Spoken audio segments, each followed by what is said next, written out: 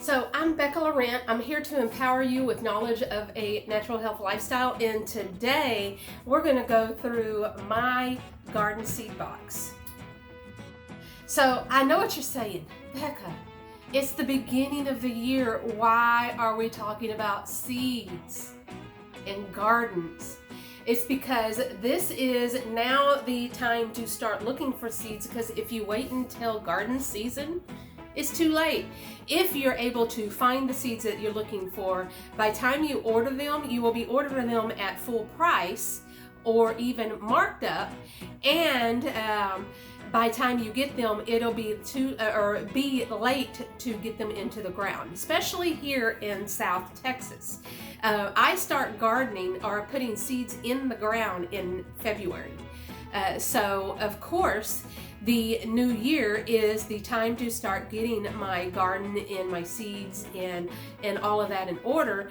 And I just received an order not too long ago, which I videoed and showed you about the last seed batch that I ordered. So if you haven't checked that out, I will put a card up here, whatever direction it needs to go. I will put it up there. You can go check that out. We're going to dive into my personal seed box and tell you the nitty-gritty of the whys and hows of my seed box. So let's get started. Here we go, the inside of my seed box. All right, so I have a package of labels that were given to me by my boys last year for Christmas. These worked out pretty well. I used about half of them last year, and I would definitely put this on my list of things to get again, but some sort of labeling system. And I like the wooden, so if it rots or gets lost in the garden or whatever, it will decompose, over the plastic ones. But definitely some sort of labeling system for your garden. That's what you need. All right, and then I have different types of envelopes and bags because I collect seeds. There's no reason why you should have to buy seeds all the time. You can collect some and give them away as gifts to other garden lovers. So I have a few bags for that. And then, of course, I do have some Ziploc bags of seeds that were given to me. Some sunflower seeds, and then this one is giant sunflower seeds.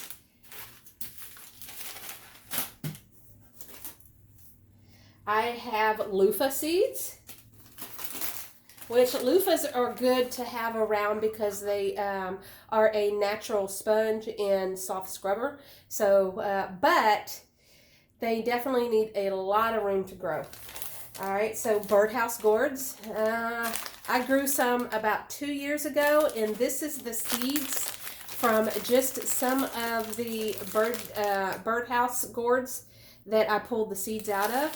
So it is a prolific grower, so if you plant that, you definitely want to keep an eye out on the seeds and make sure that they don't get sprinkled on the ground, or it's going to take over the world. And then with my seeds, I'm not necessarily going through this to tell you every seed that I have. I'm just kind of giving you the process or the thought process of why I have these seeds. Watermelon. This was another grower that I collected the seeds from. And then you'll see that I actually have some conventionally grown seeds, and sometimes it's because they're given to me, and sometimes I will buy conventionally grown seeds when it is hard to find the heirloom, because yeah, you want to go with heirloom, you want to go with open pollinator, you want to go with GMO free, definitely. But if you can't find that in the seed that you're looking for or the plant that you're looking for, at least my thought process is better to have the plant, especially if it's, yes, conventionally grown, non-GMO. You can collect the seeds from it and be able to produce some sort of that plant. Now, with conventionally grown plants, a lot of them, you won't get the same exact plant out of the seeds if you collect them year after year. And that's just because of how they were produced. And that's why you want to go with the open pollinator heirloom seeds, because they are grown and collected to be able to be collected and regrown year after year.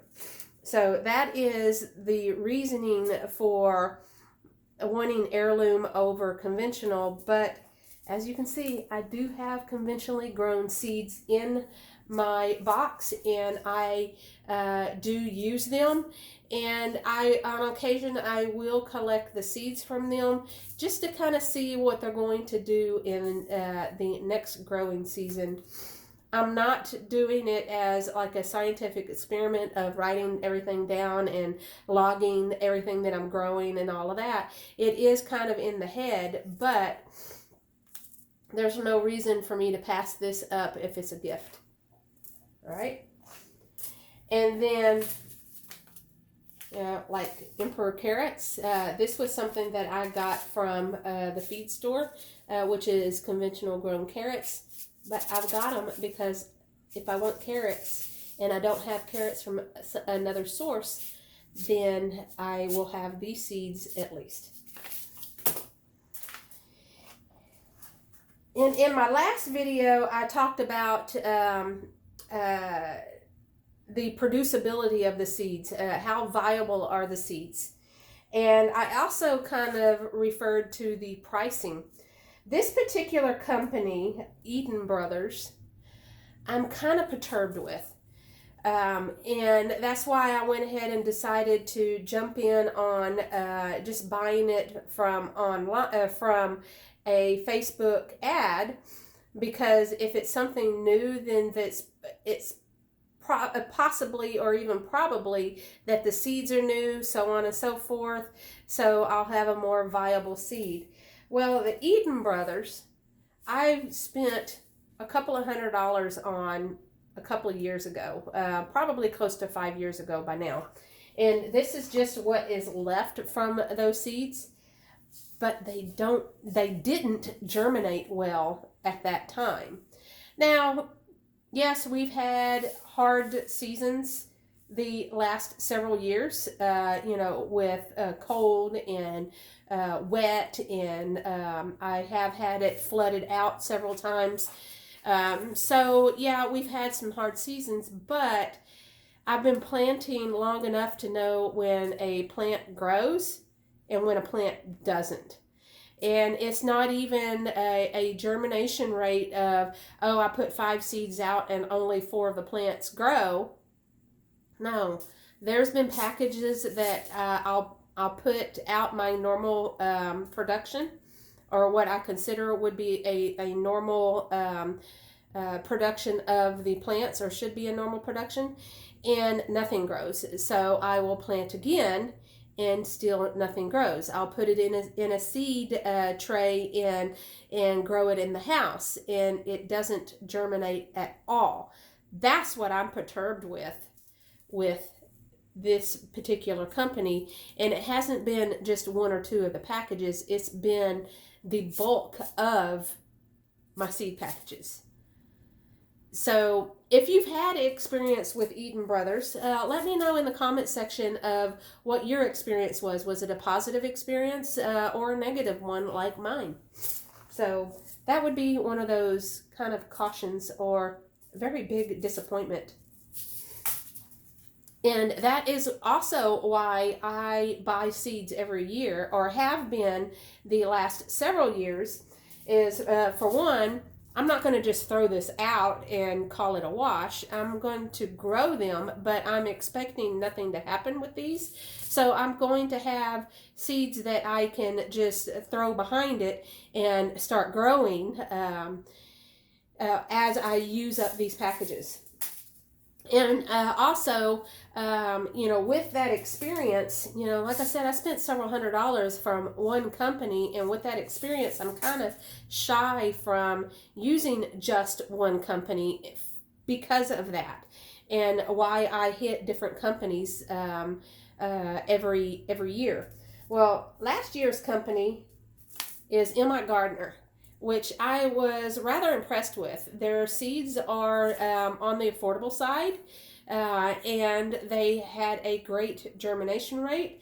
M.I. Gardner would definitely be a seed company and a YouTube video or YouTube channel to go check out, especially if you're a northern gardener, because M.I., of course, they're in Michigan, so he is a great resource, and I do watch him from time to time. So I am really pleased with that company thus far. Strictly medical or medicine seeds.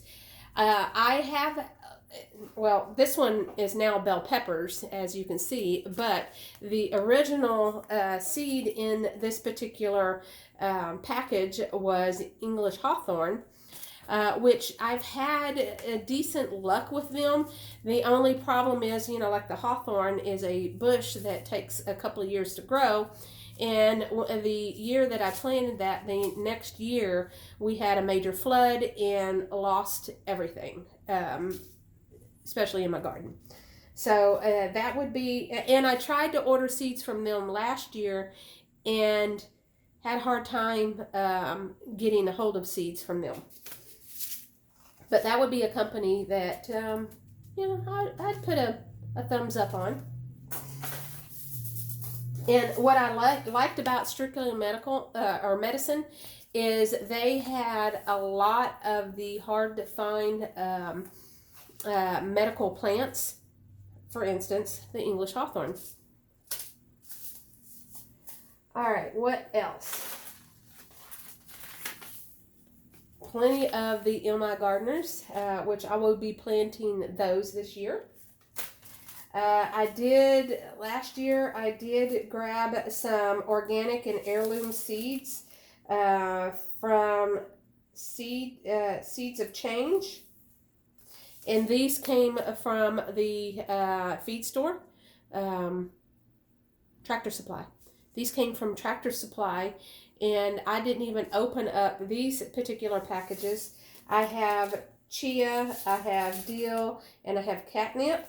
But I did use quite a few of the packages of these last year and did pretty good. Now, these are in Mylar bags or little plastic bags, which I like to an extent that it keeps the air and the moisture out of your seeds, but as a environmentally friendly, unless you're going to be using these packages over and over and over and over and over again, which you most certainly could, these aren't very environmentally friendly.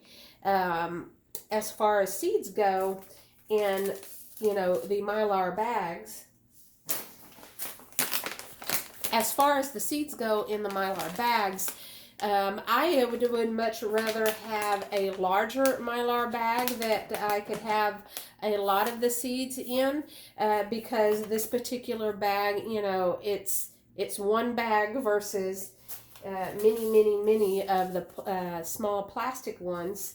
And again, you can use it over and over again, and so on and so forth. What else do we have here?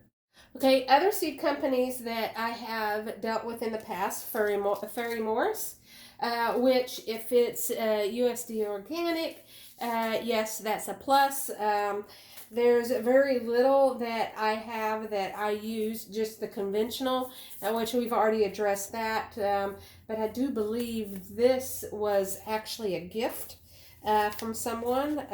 This particular one, I'm wanting to say is another Ferry Morris seed, but I may be wrong. I do know that this is normally found at the big box stores, like Walmart, so on, whatever seed company that is. We might run across that package somewhere else, but I have used in the past.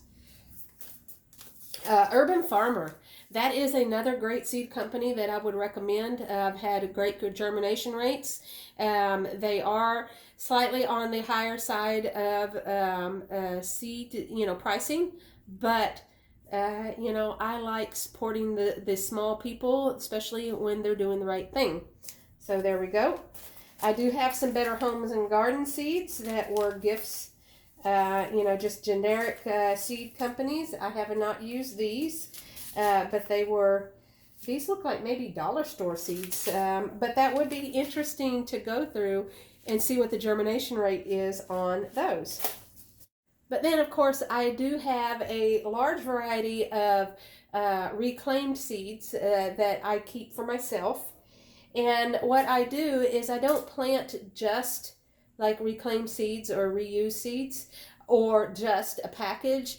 I stagger planting all the time throughout the growing season, and it's good to do that because if you lose a plant because of cold or whatever, you will have one right behind it that will grow up, or the same thing with any type of varmints, and then you're also staggering your production throughout the year to where you don't have 1,000 zucchinis all at once. You may have 30 a week or 30 a day, and it's easier to process that amount. And zucchini, 30 a day, you have some serious zucchini going on. But I save my cucumber seeds. I have several savings. Eggplant, which that one was given to me this last year. Bitter melon, it's a Japanese melon. Dwarf okra, which a couple of years ago I had, I think it's called royal okra, and oh my gosh, they grow up like 10 foot tall. Those were awesome. And those were conventionally grown okra, or the seeds were conventional seeds. The plant wasn't conventionally grown. I have an organic, or I practice organic gardening, but that one was an interesting one to grow, very prolific. I didn't save seeds from those, but I got that from the feed store and got quite a bit of seeds at the time. So I'm sure I have some seeds, and I will grow that again. And as far as places to find seeds, this right here is red beans that I got from the grocery store, you can see. And I have saved these for gardening, and yes, I have grown red beans before and done decent with it.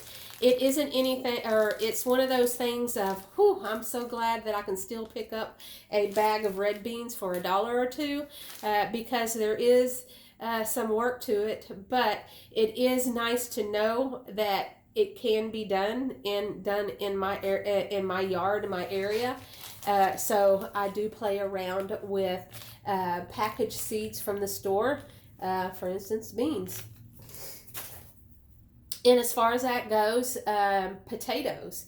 I do buy potatoes from the store, and if they start putting on shoots, or start growing in the pantry, I do plant them.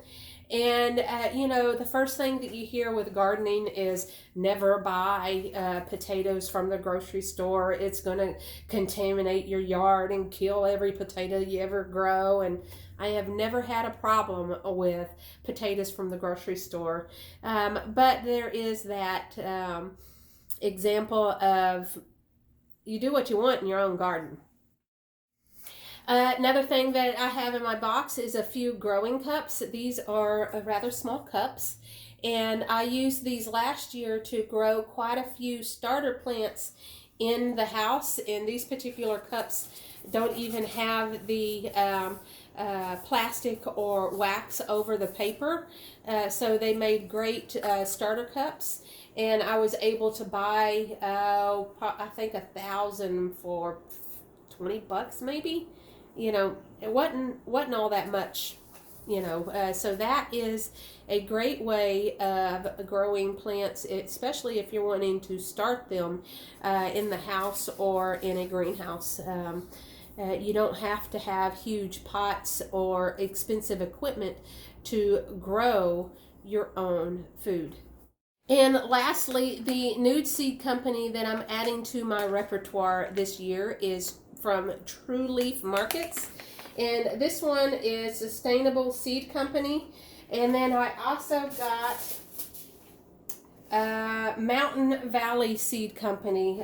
These are medicinal herbs. And then this is, they market it as a bug out bag, but if you want more information on that, check out that video that I created on them. At this point, this is a company that, yeah, I would give my approval on, with the asterisk of I have not tried to germinate any seeds at this point, but we will definitely talk about it later on in the growing season.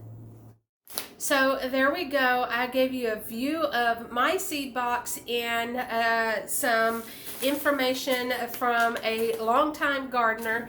I hope this information was helpful. If you liked it, give it the thumbs up. Leave your comments and opinions in the bottom, and that will be a great starting point for conversation.